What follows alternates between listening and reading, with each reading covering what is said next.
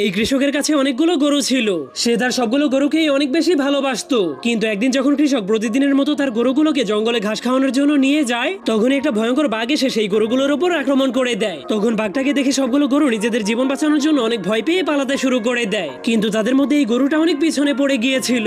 এজন্য বাঘ যখনই সেই গরুটাকে দেখতে পায়, তখনই সে তাকে খাওয়ার জন্য তার পিছনে পিছনে দৌড়াতে শুরু করে দেয়। এজন্য গরুটাও নিজেকে বাঁচানোর জন্য অনেক জোরে জোরে দৌড়াচ্ছিল। কিন্তু দৌড়াতে দৌড়াতে সে একটা পাহাড়ের সামনে গিয়ে থেমে যায়, কারণ সামনে যাওয়ার আর কোনো রাস্তা ছিল না। এজন্য গরুটার মনে হচ্ছিল বাঘটা তাকে এখনই মেরে খেয়ে ফেলবে, যার কারণে গরুটা তার সামনে বসে অনেক জোরে জোরে কান্না শুরু করে দেয়। এরপর সে বাঘটার কাছে অনুরোধ করে বলে, দয়া করে তুমি আমাকে একবারের জন্য ছেড়ে দাও, আমি আমার ছোট্ট বাচ্চাটাকে দুধ খাইয়ে আবারও তোমার কাছে ফিরে আসবো। তখন গরুটার কথা শুনে বাঘটা তাকে দুধ খাওয়ানোর জন্য ছেড়ে দেয়। এরপর বাঘটা তাকে বলে, যদি তুমি তোমার কথা মতো ফিরে না আসো, তাহলে আমি তোমাকে সহ তোমার বাচ্চাটাকেও মেরে খেয়ে ফেলবো। এরপর গরুটা কান্না করতে করতে তার বাচ্চার কাছে গিয়ে তাকে জড়িয়ে ধরে। তখন সে ওই বাঘের কথাগুলো সবগুলো গরুকেও বলে দেয়।